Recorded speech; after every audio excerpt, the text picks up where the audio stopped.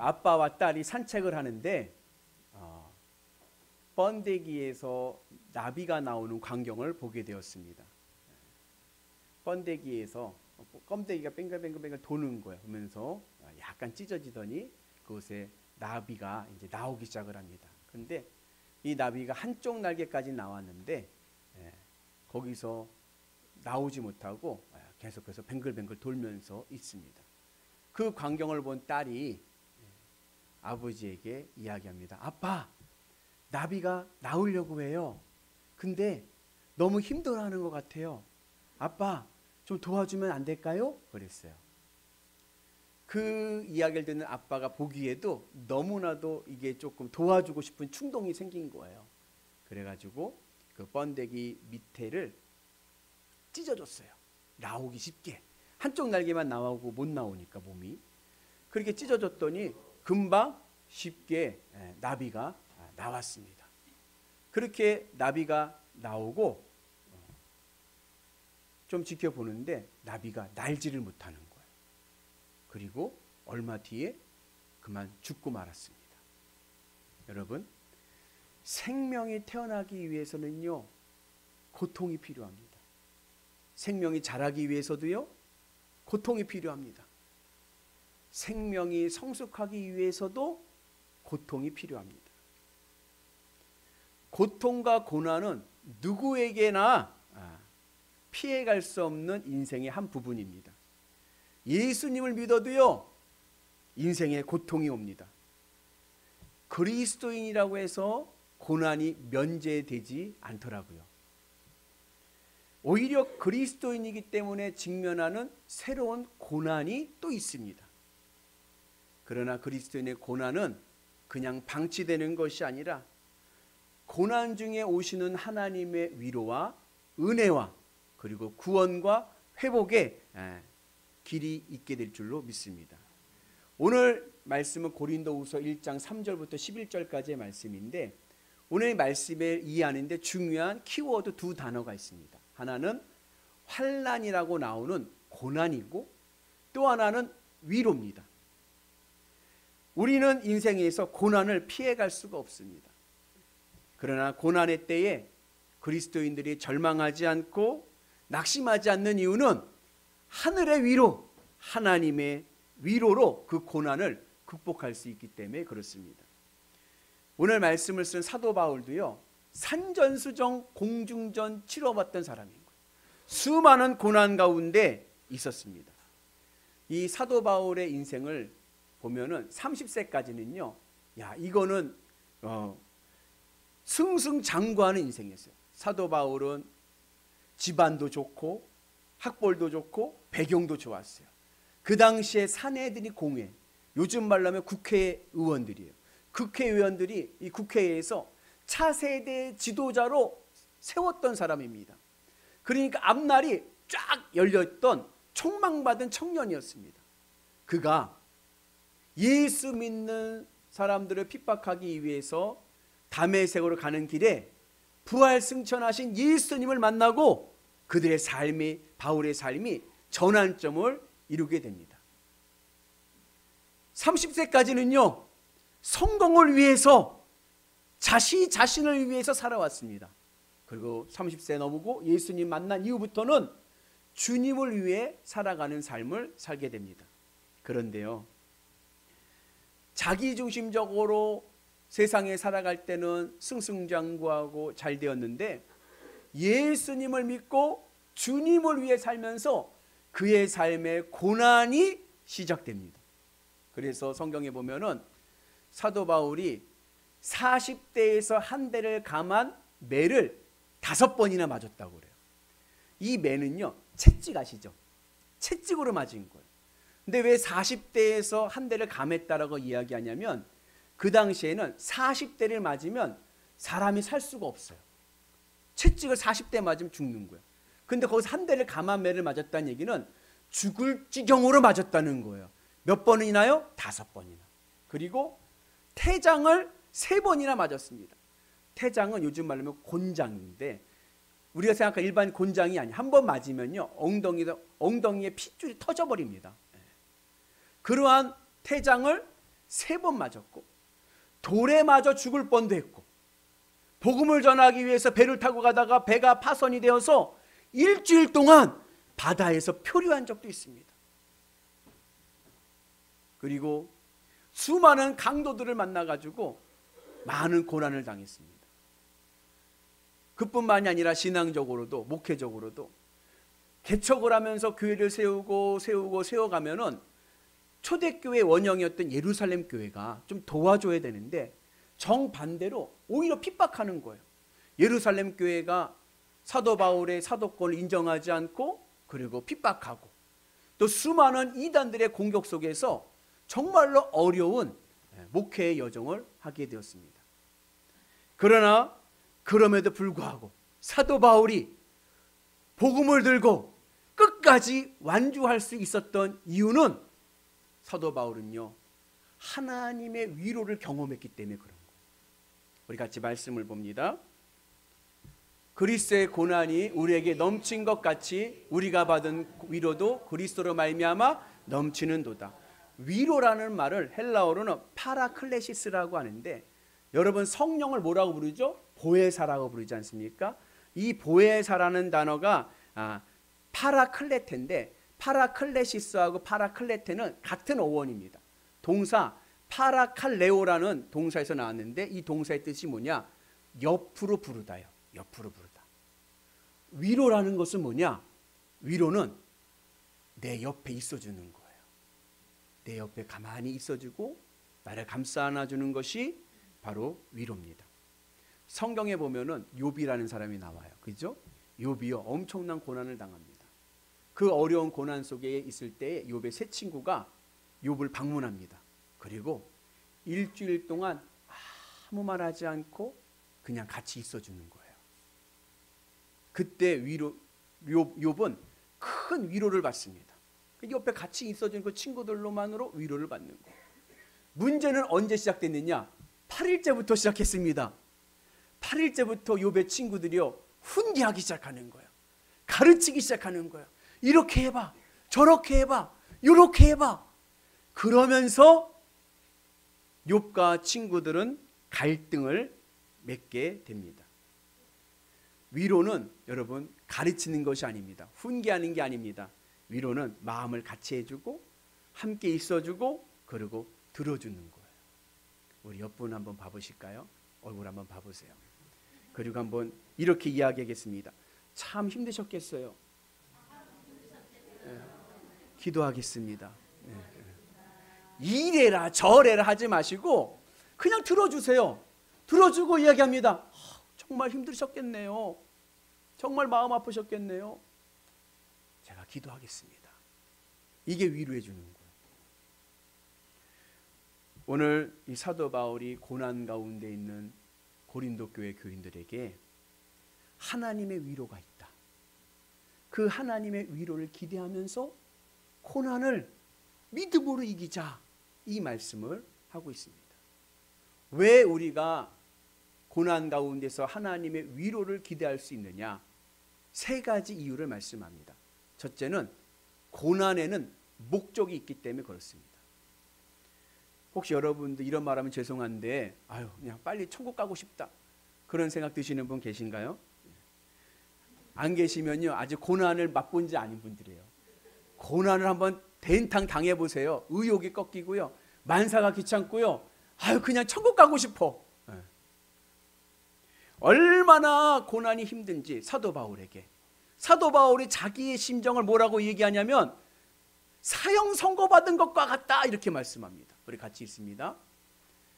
우리는 우리 자신이 사형 선고를 받은 줄 알았으니 이는 우리로 자기를 의지하지 말고 오직 죽은 자를 다시 살리시는 하나님만 의지하게 하심이라.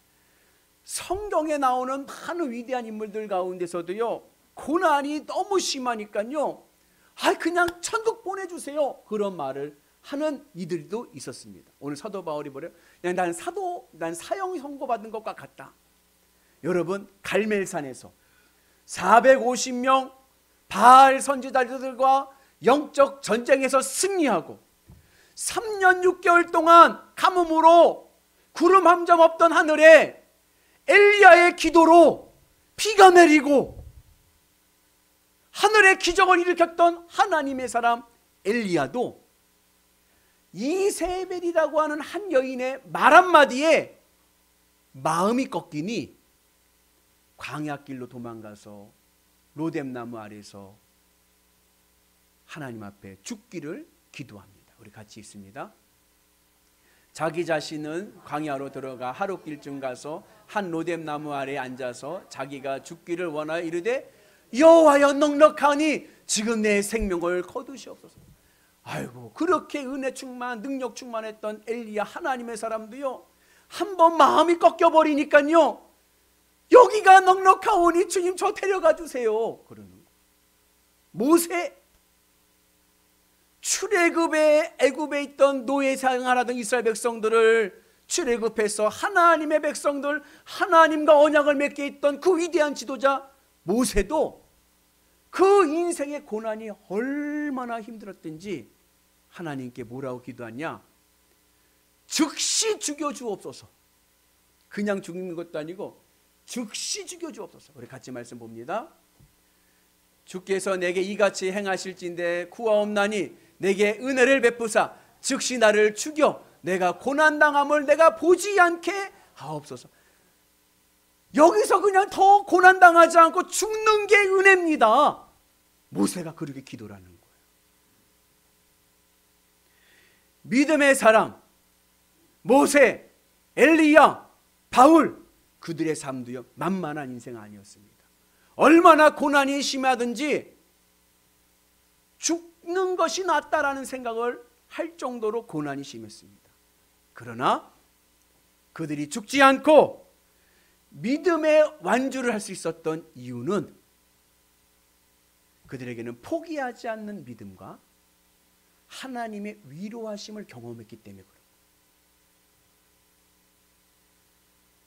죽고 싶을 정도로 힘들고 어려운 고난이 올 때가 있습니다.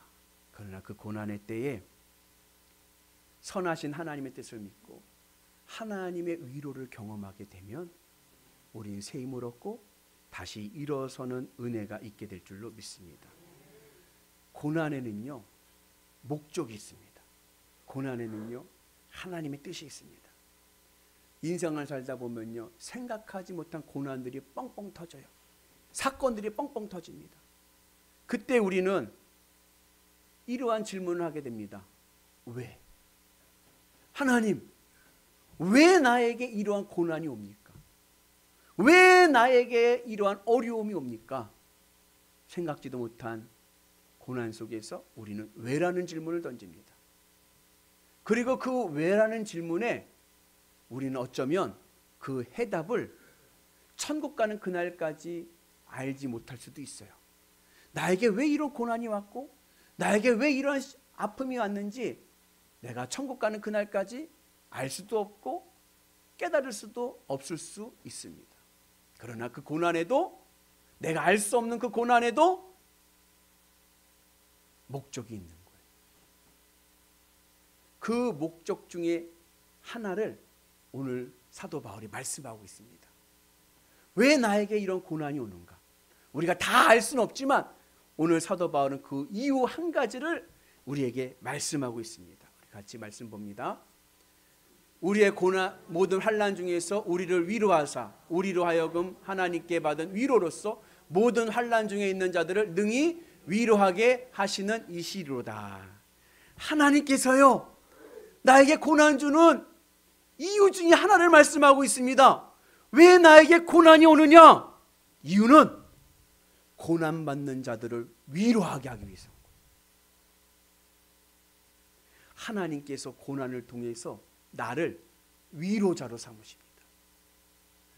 하나님의 고난을 통해서 내가 하나님의 위로를 받고 그 고난을 극복하고 이겨서 그 하나님의 마음으로 나와 같은 고난을 당하는 자들을 위로하는 자로 세우시기 위해서 오늘 나에게 고난이 오는 것입니다.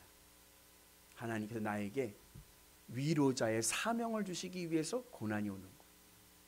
목사님, 뭐 말 같은 소리를 하세요. 위로자로 삼기 위해서 고난이 온다고요? 나는 그런 불합리한 고난은 난 싫습니다. 내가 도대체 뭘 잘못했는데 내가 왜 고난을 당하고 내가 뭘 해야 된다고 고난당하는 자들을 위로하라고 나에게 이런 고난이 온다고요? 라고 생각할 수 있지만, 그러나 하나님께서 나에게 주신 이 위로자의 사명은 이 시대 가장 중요한 생명을 살리는 귀한 사명이 될 줄로 믿습니다. 그래서 여러분, 내 생각에는 불합리한 것 같아요. 위로자의 사명을 주시기 위해서 나에게 고난을 주신다? 내 생각엔 불합리한 것 같아요. 그러나 하나님의 더 크신 기쁘신 뜻을 믿고 한 영혼을 살리는 사명이 나에게 있다.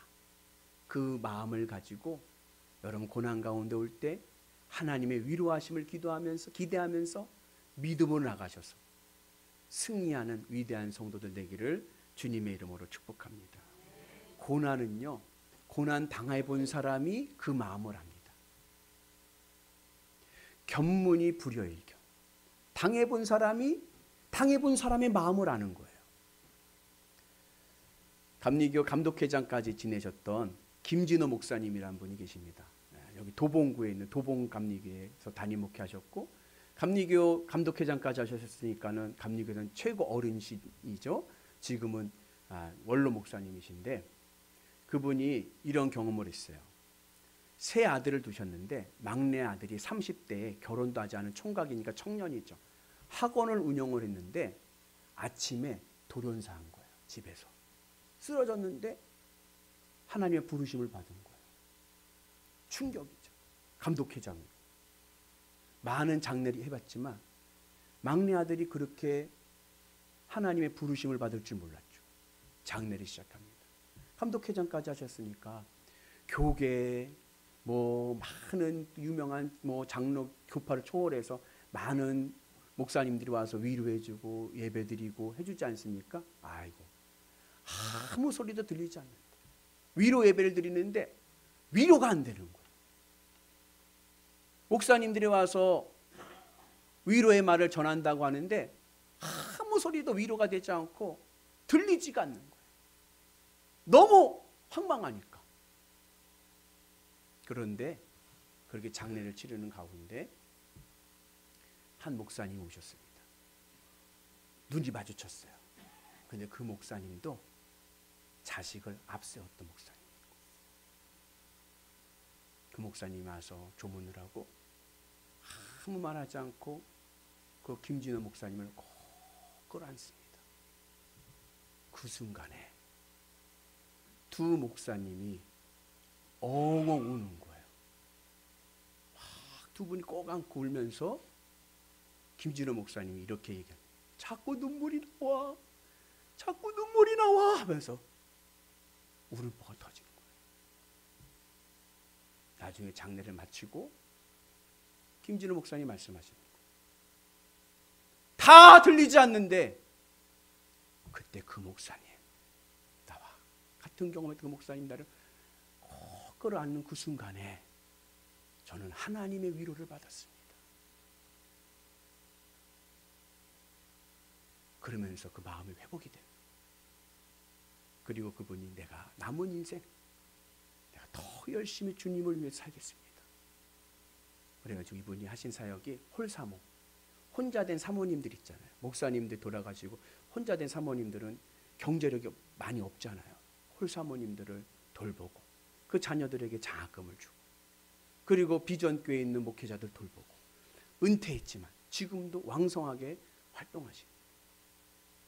여러분, 나에게 고난이 온 것이 억울합니까? 아니요. 그것이 다른 사람을 살리는 생명이 될 수도 있습니다. 나에게 오는 고난 다 할 수는 없지만 오늘 하나 우리는 깨달았습니다. 아, 하나님이 나를 위로자로 삼으시는구나. 나를 생명을 살리는 하나님의 사람으로 세우시는구나. 그 마음을 가지시고 우리가 믿음으로 갑시다. 믿음으로 승리하셔서 하늘의 복을 누리는 은혜가 있기를 축복합니다. 여러분, 배고픈 자가 밥 한 공기의 소중함을 압니다. 질병에서 고난당했던 자가 건강의 소중함을 압니다. 교회에 나오는데 핍박받았던 자들이 예배의 소중함을 압니다.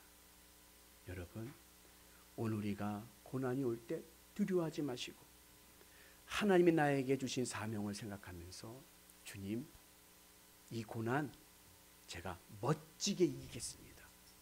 여러분, 선포하는 은혜가 있기를 주의 이름으로 축복합니다. 그래서 이 고난이 두려움의 자리가 아니라 은혜의 자리가 되고 하나님의 구원을 경험하는 회복의 자리가 되기를 주의 이름으로 축복합니다. 우리 같이 한번 외쳐볼까요? 우리 소름 이상으로 주님, 멋지게 이기겠습니다. 아멘. 멋지게 이기시는, 어려움이 올 때 포기하지 마시고 나에게 사명이 왔구나, 할렐루야, 멋지게 믿음으로 이겨서 하나님의 위로를 전하는 하나님의 사람 되겠습니다. 그 은혜가 오늘 우리 가운데 있기를 주님의 이름으로 축복합니다. 두 번째, 우리가 하나님의 위로를 기대할 수 있는 이유는 우리 하나님은 위로의 하나님이시기 때문에 그렇습니다. 사도 바울이 고린도 후서를 기록할 때요, 참 힘들었어요. 목회적으로 너무 힘들 때 이 고린도 후서를 기록합니다. 고린도 교회에다. 근데 늘 사도 바울의 장점은 뭐냐면 긍정인 거예요. 힘들고 어려운 가운데 있어도 긍정으로 이 책을 쓰면서 처음 시작이 찬송하리로 해요. 찬송하리로다. 그러면서 자신이 경험한 하나님을 고백을 합니다. 우리 같이 읽습니다. 찬송하리로다. 그는 우리 주 예수 그리스도의 하나님이시요 자비의 아버지시요 모든 위로의 하나님이십니다. 사도 바울이 경험한 하나님을 경험합니다. 내가 경험한 하나님, 예수 그리스도의 하나님입니다. 자비로우신 하나님입니다. 모든 위로의 하나님이십니다. 그래서 내가 고난 가운데 있을 때 나를 방치해 두시는 것이 아니라 나에게 달려오시고 나와 함께 하시고 나를 감싸 안아주시는 하나님. 오늘 우리가 그 은혜 안에서 그 하나님의 언약의 복을 누리는 은혜가 있기를 축복합니다. 예수님의 십자가의 죽음을 생각하면요, 내가 당한 고난은요 별것도 아닌 거예요. 늘 주님의 십자가 은혜 안에 있으면요, 아직 나는요 할 수 있습니다. 그 믿음으로 우리가 승리하는 은혜가 있기를 축복합니다. 사실 고난이 두려운 이유는 잃어버릴까 봐 두려운 겁니다. 내 마음에 중요하게 여기는 것들이 있어요. 근데 그것을 잃어버리게 될 때 우리는 그것이 두렵습니다. 그래서 고난이 두렵습니다. 돈을 마음에 품고 살아가는 사람은요, 돈을 잃어버릴까 봐 두렵습니다. 명예를 품고 살아가는 사람들은요, 그 명예를 잃어버릴까 봐 두렵습니다. 그래서 고난이 두렵고 무섭습니다. 그런데 이 고난을 통해서 우리는 한 가지 깨닫는 것이 있어요. 그것은 뭐냐? 내 인생의 본전은 예수 그리스도, 내 옆에 하나님이 계시는 거예요. 욥이요, 엄청난 재벌이지 않았습니까? 동방의 제일 가는 재벌이었어요. 그런데요, 한순간에 사업이 망해가지고 재산을 다 잃었습니다. 자녀들을 다 잃어버렸습니다. 병에 걸려서 건강을 잃어버렸습니다. 아내가 도망갔습니다. 남은 것이 아무것도 없어요. 고난을 통해서 그동안 욥의 마음에 품고 있던 모든 것들을 다 잃어버렸습니다. 끝인 줄 알았거든요. 근데 그곳에 욥이 발견한 것이 있었습니다. 그것이 뭐예요? 내 옆에 하나님이 계신 거예요. 부자고 잘 나갈 때는요, 하나님의 관에서 들었어요. 관에서 듣는 거예요. 귀로 듣는 거예요. 그런데 고난을 통해서 내가 가지고 있던 거, 내 마음에 품고 있던 거 다 잃어버리니까 하나님이 보이는 거예요. 그래서 욥이 귀로 듣던 하나님을 내가 이제는 봅니다. 여러분, 우리는 고난을 통해서 내 옆에 하나님 함께 계심을 우리가 보게 되는 거예요. 끝인 줄 알았습니다. 근데 이게 웬일입니까? 나와 함께 하시는 하나님이 내 안에 계심을 내가 보게 되고, 그 하나님으로 위로를 받고 하나님의 은혜로 우리가 승리하는 삶을 살게 될 줄로 믿습니다. 그래서 여러분, 고난 속에서 우리가 하나님의 은혜 안에서 하늘의 복을 누리기 때문에 오늘 사도 바울은 고난이 넘치는 만큼 위로도 넘친다 말씀합니다. 우리 같이 읽습니다. 것이 내게 유익이라 이로 말미암아 내가 주의 일례를 배우게 되었나이다. 고난 받는 게 유익이라는 말이 내가 다 잃어버린 줄 알았는데 그것은 하나님이 계셨던 거예요. 그 고난이 유익이 됩니다. 그리고 그 다음 말씀인데 우리 같이 봅니다. 그리스도의 고난이 우리에게 넘친 것 같이 우리가 받은 위로도 그리스도로 말미암아 넘치는다. 고난이 많은 자리에서 하나님의 위로를 우리가 많이 받고 하나님 계심을 우리가 바라보는 은혜가 있게 될 줄로 믿습니다. 귀로 듣던 하나님이 눈으로 봅니다. 하나님을 실감합니다. 하나님이 나와 함께 계심을 내가 경험하게 됩니다. 그러면 욥과 같이 하나님의 회복과 하나님의 구원과 하나님의 축복이 임하게 될 줄로 믿습니다. 우리에게는요 뭐가 있어요? 인생 역전 한판승이 있는 거예요. 두려워하지 마십시오. 고난 가운데 있다고 낙심하지 마십시오. 그곳에서 내가 하나님을 만나는 자리가 되면 그것은 축복의 자리가 될 줄로 믿습니다. 고난은요 소망과 연결이 됩니다. 그래서 고난당한 이들에게 우리는 늘 소망을 얘기해 주죠. 그런데 이 소망을 세상적인 사람들은 미래의 소망을 얘기해요. 앞의 소망을 얘기합니다.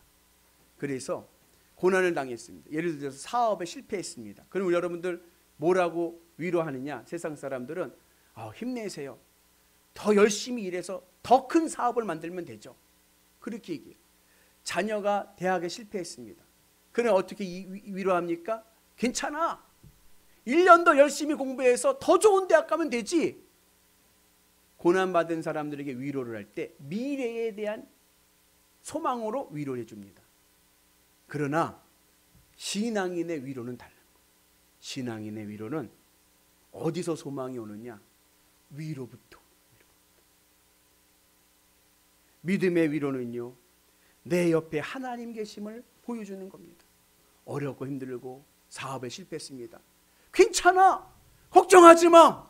우리에게는 하나님이 계시잖아. 위를 바라봐야 돼. 하늘 천국을 바라보고 주님이 나와 함께 계심을 내가 보게 되면 주님이 내 인생 이끌어 가신다. 내 인생의 본전은 예수 그리스도. 주님이 나와 함께 계시면 우리는 무엇이든지 할 수 있어. 하늘을 바라보자. 하늘의 소망을 두자. 내 인생의 소망은 예수 그리스도. 주님만 붙잡고 나가면 주님이 내 인생 책임져 주신다. 이 위로가 오늘 우리 가운데 임하기를 주님의 이름으로 축복합니다. 그래서 하나님 이 땅에서의 고난이 하나님의 뜻을 이루어가는 통로가 되는 은혜가 있기를 축복합니다. 그래서 우리가 고난 가운데서 낙심하지 않는 이유는 우리 하나님 모든 위로의 하나님이시기 때문에 그렇습니다. 하나님께서 내 삶을 위로해 주시고 끝까지 나와 함께 계시고 다 떠나도요 주님은 나와 함께 계시는 그 주님이 내 인생길을 보장하시고 축복의 길로 인도하실 줄로 믿습니다. 그 은혜가 오늘 우리 가운데 있기를 주의 이름으로 축복합니다. 그리고 마지막으로 우리가 하나님의 위로를 기대할 수 있는 이유는 바로 함께 할 수 있는 우리가 있기 때문에 그런 거예요. 오늘 이 고린도후서 1장의 본문의 말씀을 보면은 계속해서 반복되는 단어가 있습니다. 그게 뭐냐? 우리예요. 우리의 고난, 우리의 위로, 우리라는 단어가 계속해서 반복되어 나옵니다. 이 우리가 어디를 이야기할까요? 신앙 공동체를 얘기하는 거예요. 교회를 이야기하는 겁니다. 교회는 어떤 곳이냐? 교회는 위로의 공동체입니다. 예전에 우리 저희 장인어른께서 인천에 좀 사셨는데 인천에 사시면서 다니던 교회가 있어요. 근데 그 교인들하고 같이 신앙생활 같이 하는데 예배드리러 갈 때 그 교인들이 이야기하는 소리를 저한테 얘기해 주는데 저는 좀 충격을 받았습니다. 뭐라고 이야기하고 가냐면 교인들이 같이 가면 그런데 오늘도 혼나러 가네 그러더래요. 예배드리러 가니까 혼나러 가는 것이 아니라 위로받고 위로하러 가는 겁니다. 우리 같이 말씀 봅니다. 즐거워하는 자들과 함께 즐거워하고 우는 자들과 함께 울라. 기쁨을 같이 하면 기쁨이 몇 배? 몇 배? 네. 1부 예배에서는 2배 그랬는데 2부 예배에서는 10배 그러는데 지금 보니까 1000배 그러시네. 네. 기쁨을 즐겁 같이 하면요 기쁨은요 1000배가 되는. 슬퍼하는 자들과 함께 슬퍼할 때 그 슬픔은 절반 이하로 감소되는. 교회는 어떤 곳이냐? 교회는요, 함께 위로해 주는, 위로하고 치료해 주고 그리고 돌봐주는 것이 바로 교회입니다. 그래서 여러분, 어떠한 환난 속에서도 절망하지 맙시다. 모든 위로에 하나님께서 함께 하시고 우리에게 새 힘을 주시고 우리를 존귀하게 사용하실 줄로 믿습니다. 우리 교회가 위로하는 교회가 되기를 축복합니다. 그냥 같이 있어주고 들어주고 기도해주고, 가르치려고 하지 마시고, 힘드셨겠네요, 집사님 힘드셨겠어요, 제가 기도할게요. 그걸 같이 기도하고 함께 위로해 줄 수 있는 신앙 공동체 되기를 주님의 이름으로 축복합니다. 그 은혜가 우리의 삶 가운데 복된 길로 인도하는 통로가 될 줄로 믿습니다. 고난 중에 있으니까 두려워하지 마세요. 우리 하나님 어떤 하나님이십니까? 모든 위로의 하나님이십니다. 그리고 대한민국에서 제일 좋은 우리 교회가 있습니다. 서로 사랑하고 섬기고 손잡고 기도해주는 위로의 공동체 되는 우리 영일교회 되기를 주님의 이름으로 축복합니다.